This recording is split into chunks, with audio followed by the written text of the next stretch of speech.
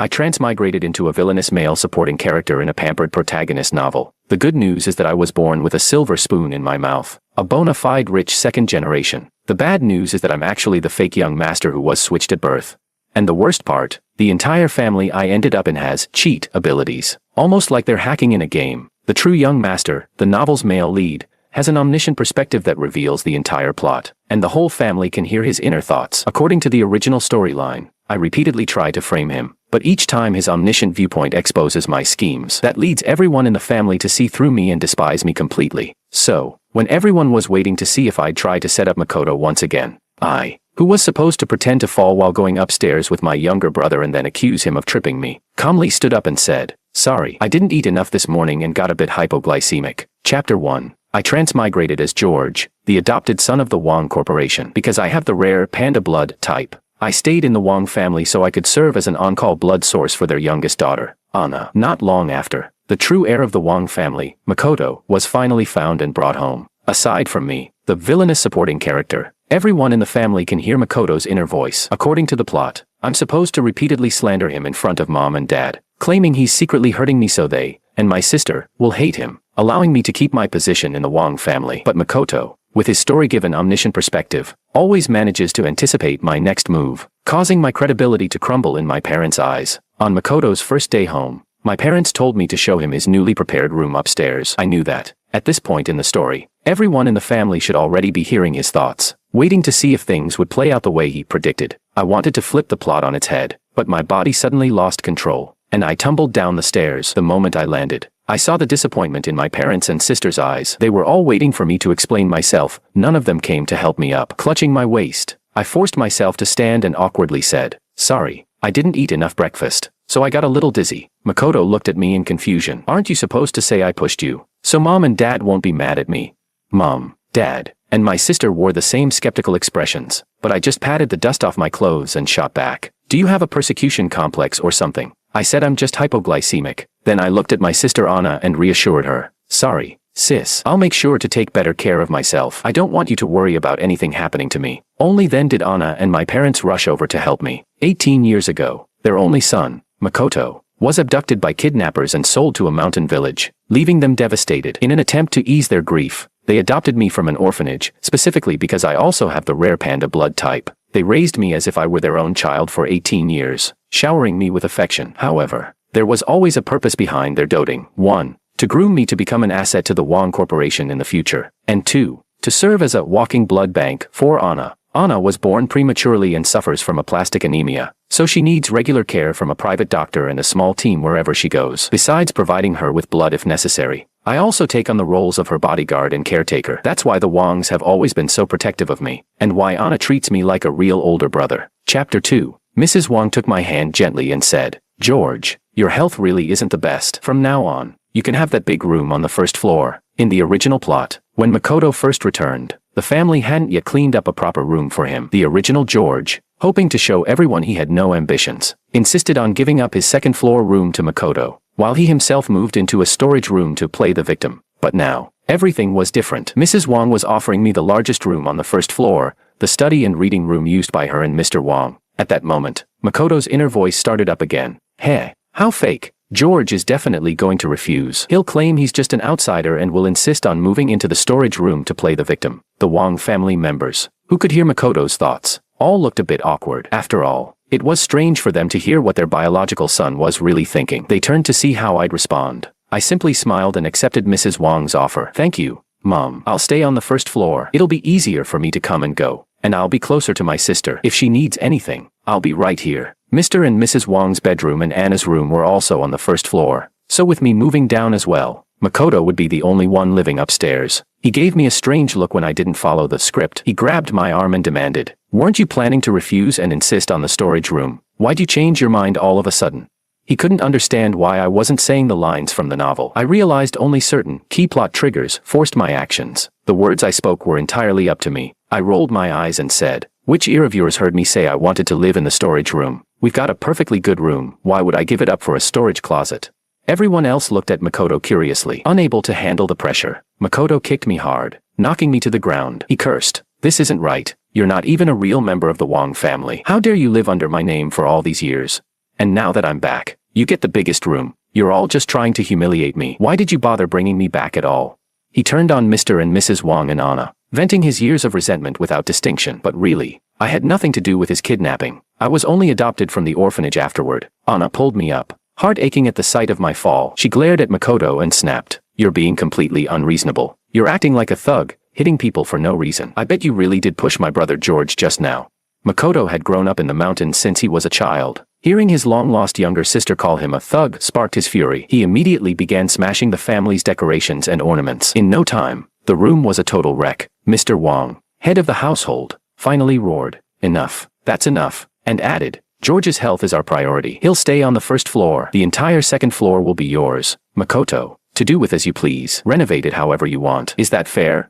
Anna stared at him in anger while Mrs. Wang wiped away tears. Makoto, hearing that the entire luxurious second floor was now his, far more spacious than my single room, calmed down a bit and acted as if it was only right he should have it. Renovation soon began again. My room just needed some simple rearranging, but turning Makoto's second floor space into an esports room, home theater, and gym was a massive project. It took more than half a month before they finally wrapped up. The noise of renovation disturbed everyone, apart from Anna, who quarreled with him a few times. No one dared to say anything about it. Chapter 3. Now that Makoto had a room, his clothing situation was still dire. His clothes were tattered and worn. Seeing this, Mrs. Wang handed him a card, saying, "Makoto, I used to give George and Anna an annual allowance of 1 million each year. We've owed you for the past 18 years. So to make up for it, this card has 20 million on it. You can spend it however you like." The moment Makoto heard the amount, his eyes lit up, but as soon as he realized I had received the same treatment, his face fell, feigning indifference. He refused the card with a cold voice. Lost familial love isn't something that can be replaced with money. I don't want it. However, his eyes stayed glued to the card, betraying his words. Anna, casually scrolling through her phone, rolled her eyes and said, "Ugh, stop acting like some fake saint. If he doesn't want it, just give it to George." Before Makoto could react, she shoved the card into my hand. His face twisted with disbelief, as if he couldn't accept that such a large sum was being handed to an outsider like me. His inner voice immediately erupted. "Fine, give it to him. Give it all to him. Do you really think George is some good person? Before long, at Anna's birthday banquet, he'll tamper with her medicine, making her collapse from anemia and hover on the brink of death. Then, he'll swoop in with a self-sacrificing act, donating blood to her and completely winning over the Wang parents' trust. And once you've handed the entire Wang Corporation over to that ungrateful bastard, he'll toss you all aside like garbage. You'll be left begging on the streets." Anna, who had just placed the card in my hand, hesitated slightly after hearing this, and the Wang parents also started looking at me with suspicion. Calmly, I took out the bank card my parents had previously given me and handed it to Makoto. "You say I've taken your place and lived under your name for years. Now that Mom and Dad are making it up to you, you don't want it. Fine, take my card instead. Do you want it?" Makoto glared at me, but his hand shot out without hesitation. Snatching the card from my fingers through clenched teeth, he muttered, "It was mine to begin with. Of course, you should return it." Seeing me do this, the tension in Mom and Dad's eyes eased significantly, and Anna, realizing she had almost fallen for Makoto's words, felt guilty. She pulled out her own card and said, "Brother, don't bother arguing with him. If you need money, I have some too. We can share." I smiled and ruffled Anna's hair. Honestly, I couldn't understand why the original George had wanted to harm such a kind and considerate sister. Would it really have been so bad to just be a happy, carefree freeloader? Why insist on stirring up trouble? Chapter 4. Mrs. Wang took us shopping next. According to the original plot, I was supposed to act overly enthusiastic, treating Makoto like a long-lost brother while introducing him to high-end electronics, clothes, and shoes. But the real twist, as we left the store, I would secretly slip something into Makoto's pocket, setting him up for public humiliation. As the key plot event triggered, my body acted on its own. Without control, I stealthily slipped a Patek Philippe watch into Makoto's pocket. I wanted to step forward and pay for it, but I couldn't move an inch. Makoto's inner voice immediately started its usual commentary. "George, you really look down on me for growing up in the mountains, don't you? You just had to shove something unpaid into my pocket, framing me as a thief." Mrs. Wang and Anna, noticing my strange behavior, began to grow suspicious. Just then, Makoto slung his backpack over his shoulder and said, "I don't like any of these things. Let's go." He stepped toward the store's exit, and just as expected, the security alarm blared. Mrs. Wang and Anna both stared at me in shock. A store employee quickly blocked our path. "Excuse me, but could you please wait a moment? It seems an item may have left the store without being paid for." Cold sweat dripped down my back, and my heart pounded in my chest. Makoto, feigning innocence, smirked at me and said, "How should I know? If you think someone stole something, go ahead and search me. I don't mind." The employee checked his pockets and, sure enough, pulled out the watch, still with its price tag attached. Mrs. Wang's eyes widened in disbelief. Her hand trembled as she pointed at the watch. That watch isn't. Before she could finish, the store assistant cut her off, her tone indifferent. Apologies, but this watch doesn't belong to our store. I'll return it to you. Now, may we check the rest of you as well? The watch was handed back to Makoto. His eyes went wide. Wasn't this supposed to be stolen merchandise? Why was it being returned to him? Then, when they searched me, they found a diamond brooch in my pocket. So, in the end, I was the one who had stolen something. The employee's expression darkened. Sir, shoplifting is a serious offense. We may have to call the police. I had no way to explain myself, so I simply bowed my head in shame. Mrs. Wang quickly stepped in. I'm terribly sorry. He hasn't been feeling well these past few days. He must have forgotten to pay. Our family can afford anything. There's no reason for him to steal. Since Mrs. Wang was a frequent shopper here, the staff recognized her and knew the Wangs were wealthy. It was hard to imagine a member of such a prestigious family resorting to theft. So, the store assistant nodded understandingly. It must have been an honest mistake. I'll process your payment right away. Just a moment, please. Just as we were about to settle things, Makoto blocked the employee from leaving. He pointed at me and shouted, "No, he did it on purpose. He was trying to plant the stolen goods on me, but for some reason, he ended up keeping them himself. Don't be fooled." The store assistant hesitated, looking toward Mrs. Wang for guidance. Anna, exasperated, tugged at Makoto's sleeve. "Makoto, just drop it already." But Makoto wasn't done. He pulled out the watch from his pocket, the price tag still dangling. And what about this? If that brooch was meant as a gift for Anna, what was this watch for? Wasn't it supposed to frame me? The murmuring crowd around us turned their judgmental gazes toward me. Makoto grabbed my arm tightly and pressed. "Come on, admit it. Weren't you going to accuse me of stealing? Say it."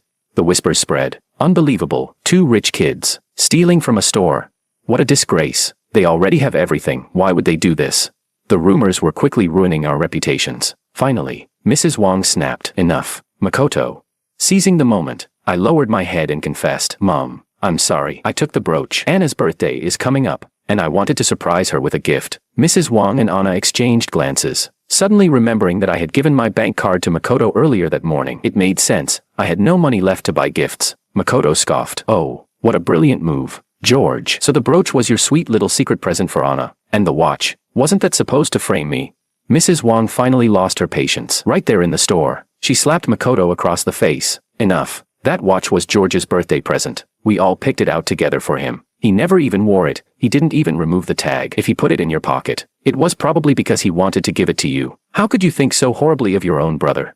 Makoto looked at me in disbelief. His expression twisted into a sneer as he nodded. "Fine. Well played, George. You got me good today. Just wait. I won't forget this." With that, he threw the watch onto the ground and stormed out. In reality, I had been carrying the watch from the moment we left home. When the plot triggered, my body moved on its own. If I had to steal something no matter what, then I'd rather take responsibility myself than let the blame fall on Makoto. Back home, after hearing the full story, neither Mom, Dad, nor Anna blamed me. Instead, they quietly handed me the bank card Makoto had refused earlier. Mr. Wang sighed and said, "George, no matter the reason, you must never steal again. A bad reputation is hard to shake. Since Makoto doesn't want this card, you should use it instead." I happily accepted it. 20 million. I was overjoyed. Chapter 5. Makoto had started to sense that the plot wasn't unfolding as expected. He cornered me alone, his expression full of doubt and frustration. "George," he demanded, "you wanted to fall down the stairs and frame me for pushing you, right? At the mall, you tried to steal something and pin it on me too, didn't you? Why did you change your mind?" I met his angry gaze, my voice steady. "Let me ask you first, why do you automatically assume I'm the bad guy?" His mouth opened slightly, but no words came out. In his mind, the answer was simple. According to the plot, I was the villain, a malicious supporting character destined to take over the Wang family's fortune while he, with his knowledge of the storyline and the family's ability to hear his thoughts, was supposed to be the beloved protagonist who prevented it all from happening. His jaw clenched. "If you're really not a bad person, then prove it to me at school tomorrow." With that, he stormed off. I sighed, feeling a headache coming on. I had almost forgotten, unlike at home, where the original George played the pitiful victim to bully Makoto. At school, things were much more blatant. The original George had openly isolated and tormented Makoto. How was I supposed to handle this now? Chapter 6. The next day at school, our homeroom teacher introduced Makoto to the elite class. As soon as the introductions were over, Makoto started his inner monologue again. The moment I head back to my seat, George is definitely going to pull my chair away, making me fall and embarrass myself. The classmates who could hear Makoto's thoughts exchanged bewildered glances. He hadn't spoken a word, yet they could hear everything in their heads. Still, curiosity got the better of them. They turned toward me, waiting to see if I'd actually do it. And, just as Makoto predicted, my foot moved on its own, hooking the chair away right as he was about to sit down. I quickly spoke up. Wait, don't sit yet. The teacher and classmates, who had just seen me pull away the chair, looked visibly disappointed, but hearing my warning, they became puzzled. I took my sleeve and wiped off the dust on the chair before smiling. It was dirty. Let me clean it off first. Relief washed over the room. Oh, Makoto, your brother really takes care of you, one classmate commented. The teacher nodded approvingly. That's right. Looks like you're being well taken care of now that you're back in the Wong family. Your brother is looking out for you. Even the teacher agreed. Makoto stared at me suspiciously. You were definitely going to pull the chair away to make me fall. Why did you change your mind? I shook my head and feigned innocence. I have no idea what you're talking about. You misunderstood me. Since he hadn't actually fallen, he had no evidence to accuse me in front of everyone. Though furious, he had no choice but to sit down and let the lesson begin. But then, his thoughts started up again. I don't have proof now, but just wait. During break, George's cronies will pull a love letter from my desk and claim I wrote it to Willow, the school's most popular girl. They'll humiliate me, saying I'm a toad lusting after a swan, and Willow will hate me on my first day. The students who heard his thoughts frowned in concern. Meanwhile, I was too busy feeling relieved that I had avoided disaster earlier to notice the way the class was looking at me. When the break bell rang, my two closest buddies approached me. One of them shot me a knowing look and whispered, "George, it's all set. Just give the signal, and we'll do it." That's when it hit me. This was another scripted event from the original storyline. This time, it involved Willow, our school's resident beauty and a high society heiress. Many rich kids tried to impress her, hoping to win her favor. Again, my body betrayed me. I nodded, but at the same time, my mouth blurted, "No, don't do it." It was useless. Just like in the original plot, my two friends flanked Makoto and grinned. "Makoto, what did you bring on your first day? Hey, what's this in your desk?" With exaggerated flair, they pulled out an envelope and read it aloud. "Willow, the first time I saw you, I felt like I had seen you in a dream. I like you and really hope we can be friends. P.S. Wong family's young master." Silence filled the room. I stiffened in my seat, feeling every pair of eyes land on me. Before Makoto returned, Wong family's young master had always referred to me, but now, with Makoto back, the title naturally pointed to him. Realization dawned upon my classmates. Oh my god, Makoto's thoughts were right all along. I can't believe George would actually do this. Why would he? He already took Makoto's identity for years, and now he's trying to humiliate him too. Willow frowned and walked over. Without hesitation, she snatched the letter and threw it in the trash. Her icy gaze landed on me. It's his first day. Why would Makoto do something like this? I hope whoever is behind this nonsense knows when to stop. Makoto, finally witnessing a moment from the original plot unfolding as expected, became overwhelmed. Tears streamed down his face. The class buzzed with sympathy for him, and their resentment toward me grew. One student scoffed. "George, you're seriously too much. He's the real Wong heir, and you're just some outsider. Yeah, you've already lived off his family for years, and now you're jealous of him too." Their words cut like knives, drowning in accusations. I made a split-second decision. I wrote that letter, I admitted. The classroom fell silent for a beat, then erupted into chaos. Now that I had admitted it, the class had even more reason to attack me. But I wasn't done. I was going to ask Makoto to pass it to Willow for me. I added quickly, but since everyone already knows about it, taking a deep breath, I walked over to the trash, fished out the letter, and stood in front of Willow. I steadied myself, locked eyes with her, and said, "Willow, I like you. Will you be my girlfriend?" The entire room exploded. No way. George actually likes Willow. I almost thought Makoto was getting framed, but it turns out George was serious. Even students from the neighboring classes rushed over, eager to witness the commotion. What's going on? Someone's confessing. Come watch. The classroom became so crowded that no one could move. Willow's face turned as red as a tomato. She had plenty of admirers, but no one had ever confessed to her so publicly before. The crowd began chanting, "Say yes! Say yes!"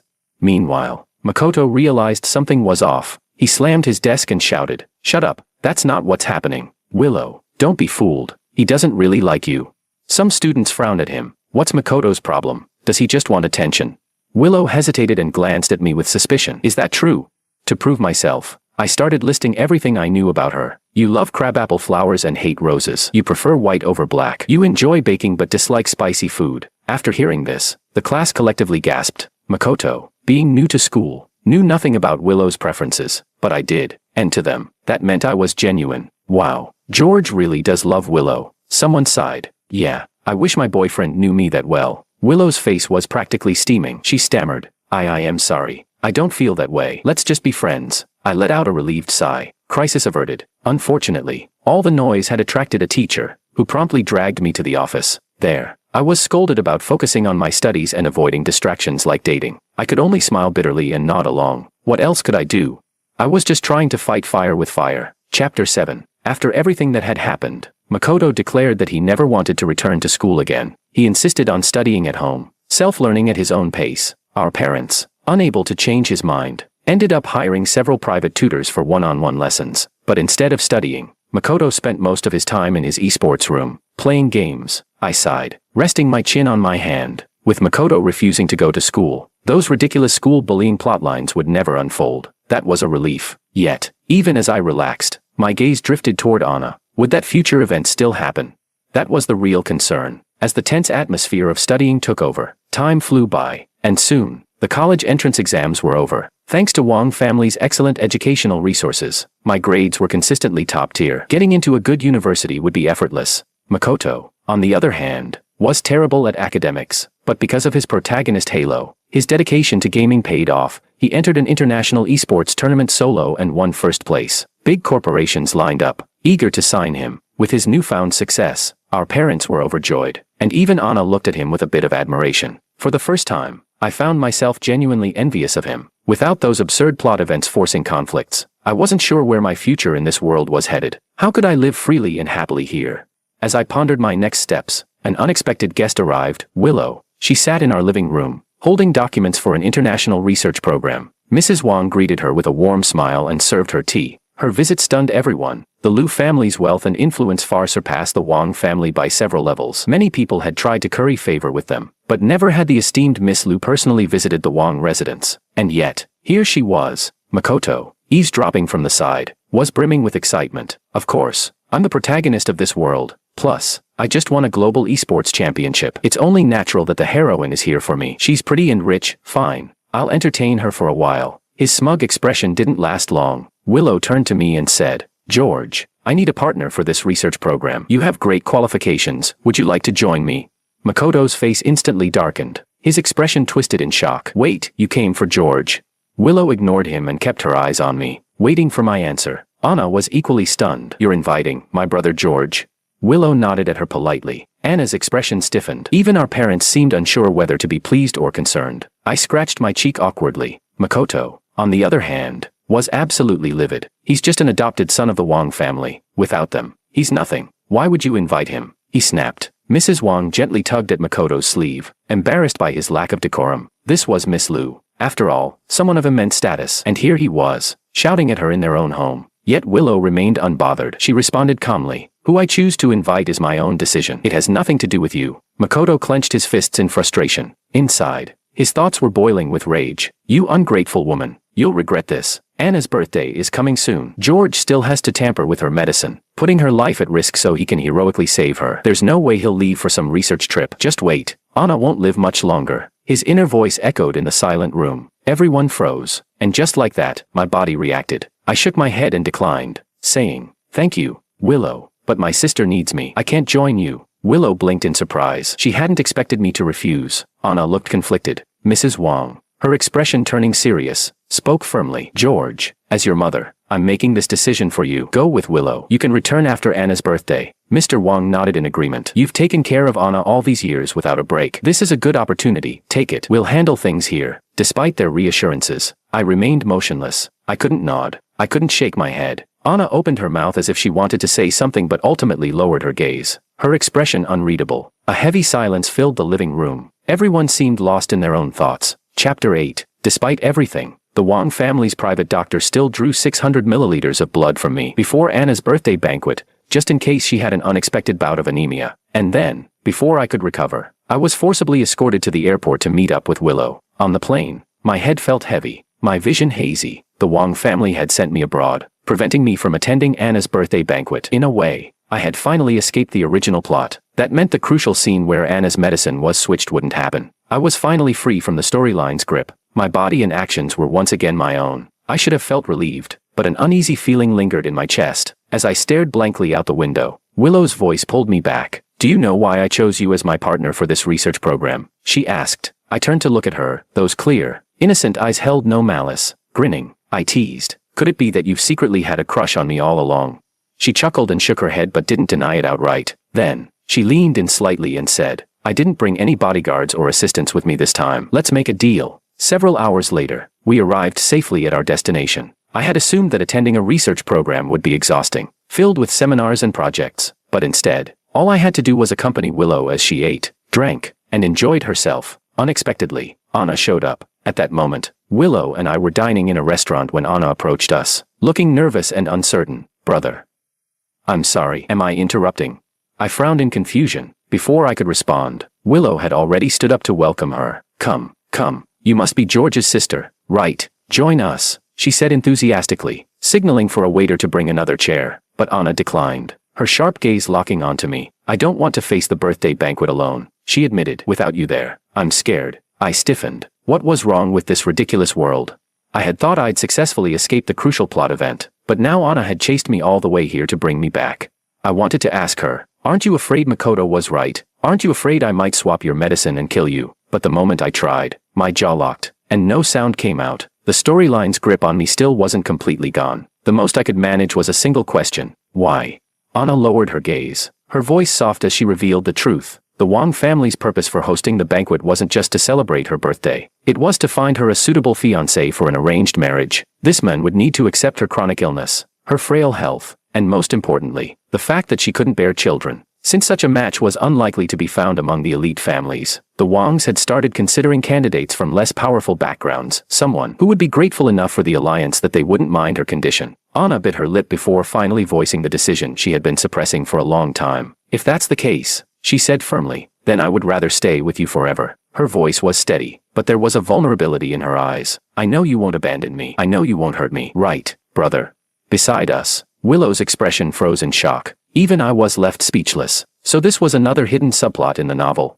No wonder the original George had acted out so desperately, trying to break free from the Wang family's grasp. I wanted to refuse, but the moment a key character appeared, my body betrayed me once again. To my horror, I found myself nodding. Willow stared at me, completely stunned. Her disbelief was clear in her eyes as she watched me leave with Anna. Chapter 9. On the day of Anna's birthday, my unexpected return to the Wang estate was met with shock and disappointment. Mr. Wang's face darkened as he scolded me. Why did you come back? Didn't we tell you to stay abroad until after the banquet?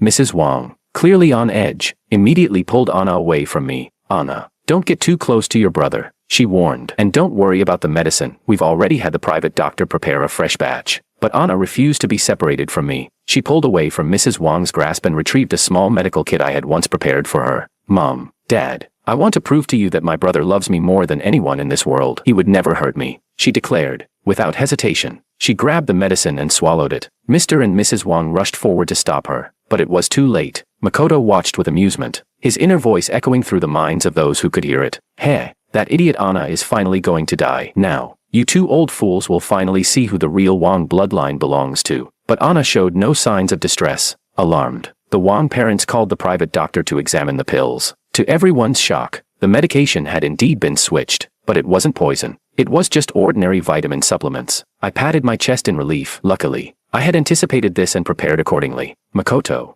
unwilling to accept the outcome, grabbed the private doctor by the collar and punched him. You're lying, he roared. George must have put poison in there. The Wang parents, shaken, turned to me with hesitant eyes. George, Mr. Wang's voice wavered. If you didn't plan to harm your sister, why did you switch her medicine? Was it just to go against Makoto? Mrs. Wang asked, equally confused. I sighed. I couldn't reveal the truth about the storyline, no matter how much I wanted to. Instead, I made my own request. I want to leave the Wang family. The moment I spoke, Anna let out a piercing scream. No, I won't allow it.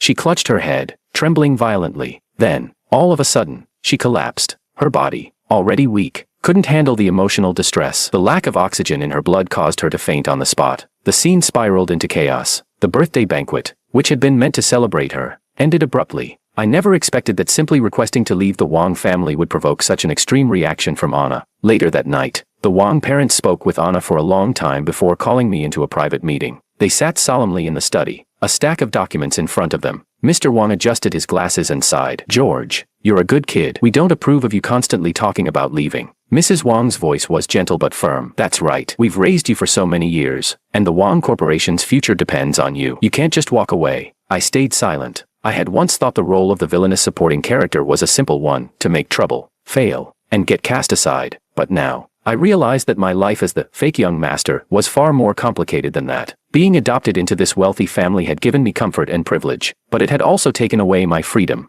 Then, Mr. Wang opened the document folder in front of him. It was a marriage agreement. He looked me in the eye and said, "Anna has already explained everything to us. Since you don't intend to harm her, we're willing to trust you. If you take care of Anna for the rest of her life, we will give you 20% of the Wang Corporation's shares." Mrs. Wang gently took my hand. "As long as you continue to support the Wang family and care for Anna, we will always be a loving family." I stared at them. To me, Anna was just my little sister, someone I had grown up with and protected. But the powerful force of the storyline wouldn't let me refuse. No matter how much I wanted to reject the offer, my body wouldn't let me. Instead, I found myself nodding in agreement. I had no choice. For now, I could only pretend to go along with it. I would have to find a way to escape later. Chapter 10. After the Wang elders left, I planned to slip out of the estate under the cover of night, but they had anticipated my move. Guards had been stationed throughout the mansion, ensuring I couldn't escape. My phone had also been confiscated, cutting me off from the outside world. Frustrated, I paced my room, trapped. That's when Makoto unexpectedly came to see me.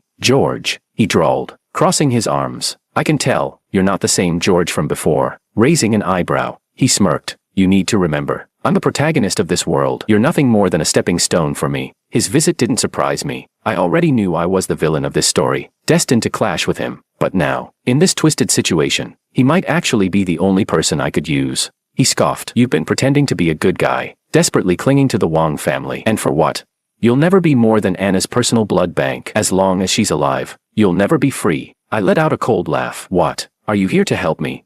Makoto grinned wickedly and stepped closer, pulling a small pillbox from his pocket. He held it up between his fingers. "You should have just followed your original script, quietly poison Anna. If she's dead, the Wang family will finally fear you enough to kick you out." He smirked. "And when that happens, I'll help you escape abroad. You'll finally get the freedom you want." I stared at him, stunned. So this was how little he cared about his own sister. Was I really supposed to accept that the only way to break free was to follow the original script and become a killer? The wedding day, the Wang family, not wanting to delay things, swiftly arranged the wedding. On the day of the ceremony, Anna sat in the dressing room, her face glowing with happiness as she had her makeup done. Dressed in an elegant white gown, she looked every bit the radiant bride. I had tried countless times to throw away the switched pillbox, but I couldn't. This scene wasn't part of the original novel. The real Anna was already long dead by this point. Was this my chance to break free?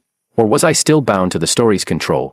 With a heavy heart, I found myself handing Anna the poison pills. Maybe I have to go along with the plot first before I can finally break free. Makoto, as Anna's biological brother and my best man, straightened her veil. With an unmistakable sneer, he murmured, "Congratulations, you got what you wanted. Enjoy your wedding. This will be the most unforgettable moment of your life." His words dripped with sarcasm, but Anna simply smiled at him before turning to take my arm. "Brother," she said cheerfully, "the ceremony is about to start. Let's go." As we reached the grand entrance of the banquet hall, the Wang parents were already waiting. Their private doctor approached, reminding her, "Miss, please take your medicine before we begin, just to be safe." Anna obediently opened the pillbox. I swallowed hard, unable to move even an inch. Then, a voice suddenly rang out. "Wait, that medicine has been tampered with. Don't take it." It was Willow. The Wang family had deliberately kept the wedding low profile, inviting only close relatives and a handful of business associates. How had she even gotten in? The moment she spoke, the Wang parents' expressions darkened as they turned to me. Makoto, shockingly, stepped in to defend me. "Don't listen to this woman," he scoffed. "Didn't George already prove he wouldn't hurt Anna? If he really wanted her dead, he would have done it last time." His argument almost convinced them, but Willow wasn't bluffing. She snatched the pillbox from Anna's hands and passed it to the Wang family's private doctor. Seconds later, the doctor's face paled. "The pills, they've been swapped. If Miss Anna had taken these, she would have died." Anna's breath hitched. Tears welled up in her eyes as she turned to me. Her voice trembled. "Brother, were you really going to kill me?" I didn't answer. Instead, I turned my back on them. "Mom, Dad, I'm sorry," I said flatly, "but I will not marry Anna. You should listen to Makoto. I'm just an adopted outsider. Keeping me here will only bring disaster upon your family." Makoto's jaw dropped. This wasn't the plan. I was supposed to kill Anna, not walk away from everything. His eyes darted toward Willow before something clicked in his mind. "You stole my phone," he suddenly blurted. The realization hit him like a truck. That night, when I had taken the poison pills from him, I had also swiped his phone. Using it, I had sent a message to Willow. Her response had been simple. "I accept your deal." Once she confirmed, I deleted the messages and tossed the phone into the garden fountain. By exposing the poison, Willow had completely shattered the main storyline. The grip of the plot had finally loosened. I was free to act on my own again. Ignoring Makoto's outburst, I turned back to Mr. and Mrs. Wang. I've already made an agreement with Willow. I told them I'll work for the Liu family for 5 years. In exchange, they'll compensate you for all the money you spent raising me. The Wang parents' faces were unreadable. Anna was still crying. I sighed. I'm sorry, I said, my voice calm but firm. I'm a selfish person. When it comes to my marriage, my future,